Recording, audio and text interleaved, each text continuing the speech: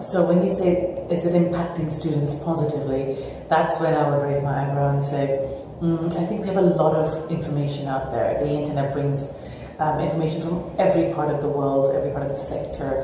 And for us, the biggest trend at the moment is what is fake news, what is real news. Right. So students are bombarded with all sorts of news streams, and as educators, we need to teach them to make critical analysis on what they're reading is not necessarily true, or is it?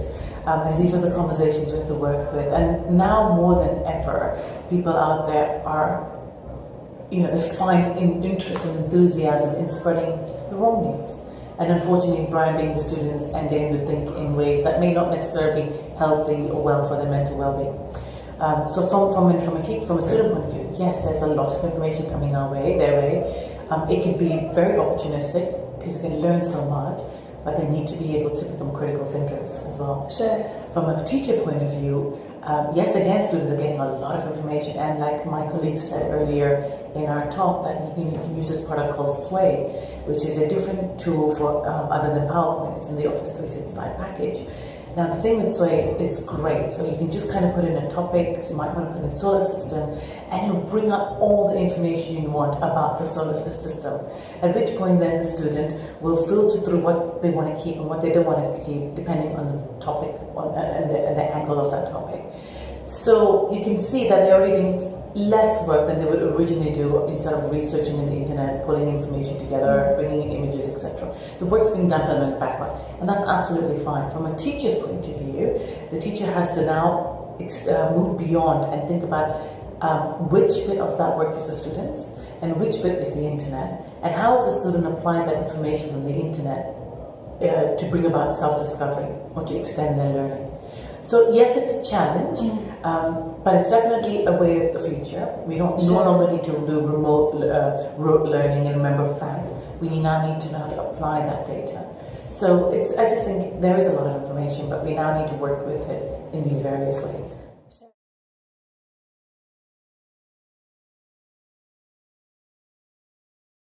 I have a paper on digital mindfulness, which I released a few months ago, and one of the things I said is we need to be able to have a digital detox. Of course, so at a time where we can just put it down. Sure. Or we sit back and reflect and think, is that what I need to do? Is that tool good for me? Is it making an improvement? Rather than saying, that's what I need to do, so I'm going to go down that route. So basically, a bit like social media, I get an Instagram post or I get a Snapchat ping. I don't need to respond to it immediately. Yeah. That's something I tell the students and my children. If it's not life-threatening, no one's going to die. If it's not, it's not urgent. You can wait. Yeah. You don't have to respond to it immediately. Yeah.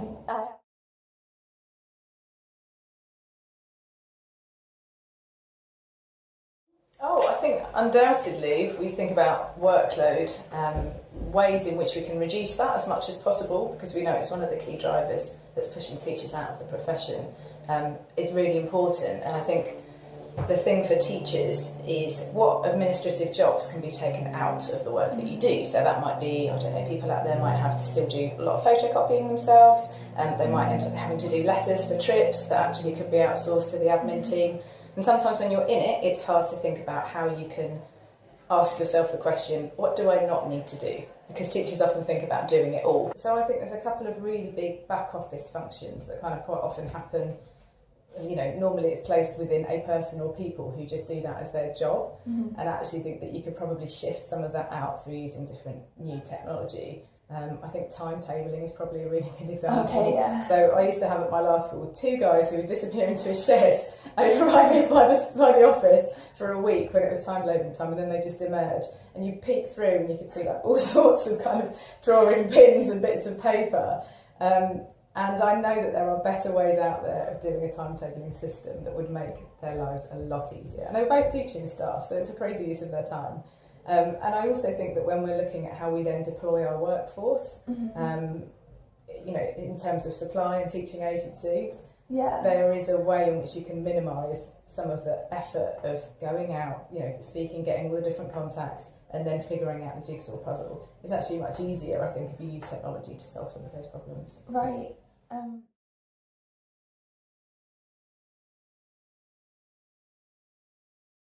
So if I could give an example of a bit of nuanced data that doesn't seem immediately exciting, but actually has been, was we asked teachers if they answered their emails out of office over Christmas. We found about half did and half didn't. Now that data has been incredibly useful for getting conversations amongst senior leaders, teachers, about how they feel about this imbalance. Because the half who answer say, I just want to answer, I don't mind if you don't. But the half who don't, they feel sometimes that it's actually impinging on their holidays, it's impinging on their free time and their weekends. And this is actually causing a real level of resentment within schools. So that little tiny piece of data, which in and of itself, are we quantifying something enormous? Possibly not. But if it's then led, as I've seen it do, to loads of conversations around the country where people are saying, do we need an out-of-office policy? Should we be talking about the impact on workload? That little tiny statistic starts to become incredibly powerful. And we see that over and over again. So we're not saying we're going to quantify your entire classroom. We are saying that data can lead us to conversations that we might not have had previously and that they're important. So,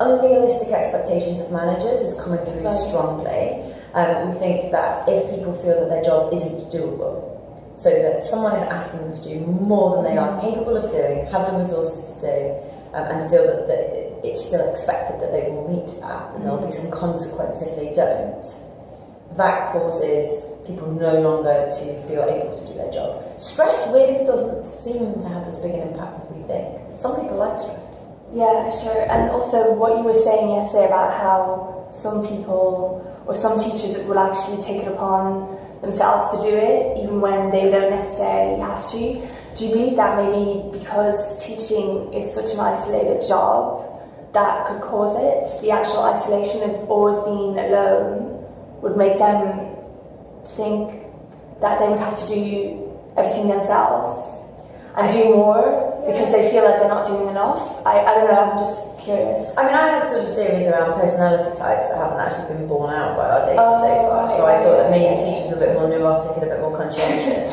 Okay, and they are reasonably neurotic and conscientious, but then so are most people in the population. Yeah. So I don't think they're any more kind of on it than other people. I think there's something about the fact that the job doesn't have clear parameters. So other jobs have times, or they charge by hour. Education doesn't have either of those. In the 1295, which the teachers' unions have, which is how many directed hours, sorry, 1265, that you can have directed time, that says we can tell you where to be 1,265 hours. Right. But actually the job is, but you will be required to do whatever you need to do to make this job work. And you know, a child is never finished in the same way that product is never finished, or just painting the fourth bridge is never finished. Like, there's always more that you can do. So if you say to teachers, your job description, your responsibility is to do whatever is required to be as best as possible, and we put no limits on that beyond the fact that we tell you exactly where to be for 1,265 hours a year, we've kind of created a bit of a powder keg that's got no natural way of turning off the explosion, you know? Of course, we're ticking down towards this bomb and there's not an obvious way of stopping it.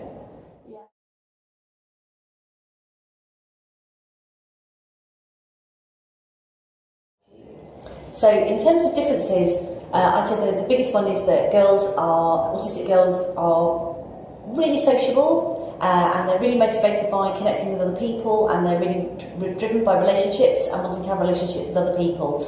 And I think that they are seeking out connections with other people in a way that maybe autistic boys tend not to, and I'm generalising hugely. And I would also stress that, you know, some autistic boys do present in that way as well.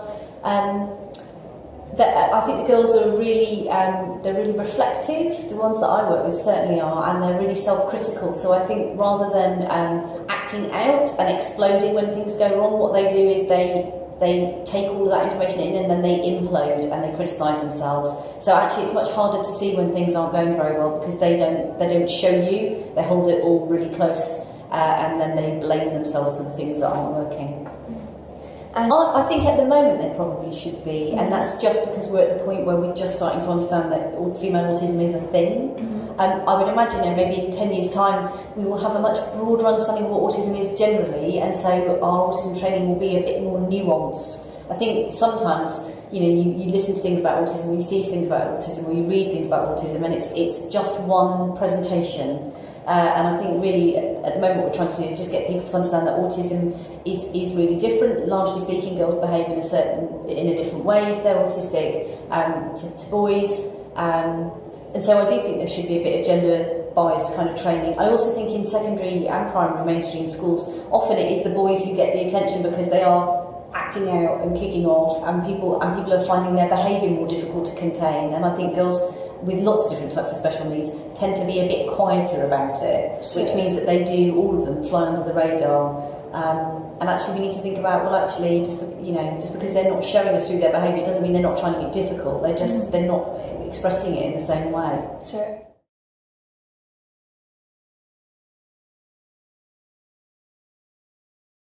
I think it's difficult. So, in terms of female autism, diagnosis rates are much lower, but that isn't necessarily because there are fewer autistic women and girls out there. I think it's just the tools that we use to measure them are the wrong tools, and they're looking at the wrong things. And actually, I'm hoping that over the next couple of years, better tools will be devised so that we'll be able to identify autistic women and girls sooner, because actually being identified as being autistic it can be a really positive experience, and I think for lots of people it is a really positive experience, and it also means that proper things can be put in place to support you.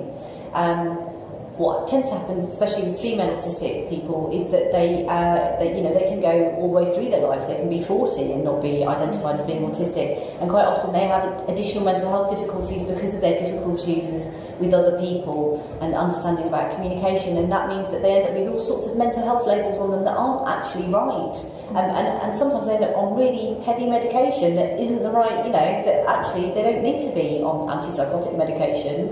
They don't need to be told they've got borderline personality disorder, which is very, very common for unidentified autistic women. Actually, they're autistic, and so these are their areas of difficulty, nothing else.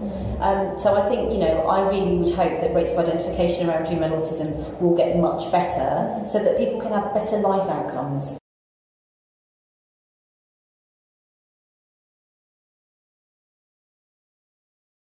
Sure. Yes, I would hope so. I would really, really hope so. I think the curriculum as it stands at the moment is dull at best at secondary level, and is not very creative.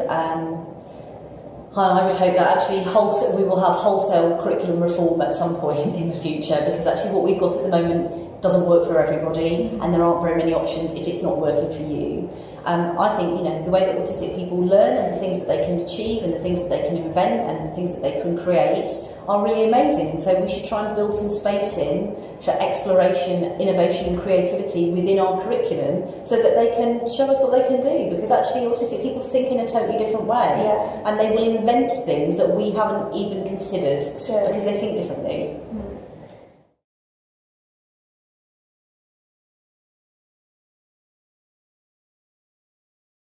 In order for adults to be able to go out and work, we need to have schools. So in order for some level of equality of a service, a public service, we provide free education for all children in Britain today. So we start with it as a foundational good thing. We don't think about why we do it. We do it because if we didn't do it, adults couldn't go to work, and children would become criminals and potentially might not learn anything. So they're in these buildings anyway. Again, I don't think anyone's disagreeing with that, and then I don't think anyone wants those kids to pop out the other side anything other than knowing as much as they know, able to do as much as they can do, feeling as positive about themselves as they can feel. What we disagree on is how you get to that place. Right. And that's then partly to do with values, it's partly to do with our experience in the past. So if I've seen something work, I will believe in it more than someone who's seen it not work. And we end up in complicated arguments, but to what extent it's values living versus systems versus process, I guess I find that a lot of the time just a language issue. Right. We're really just saying, how do we make sure, given that all children are going to school, that they pop out the other side, knowing stuff, doing stuff, feeling as positive as they can? Yeah.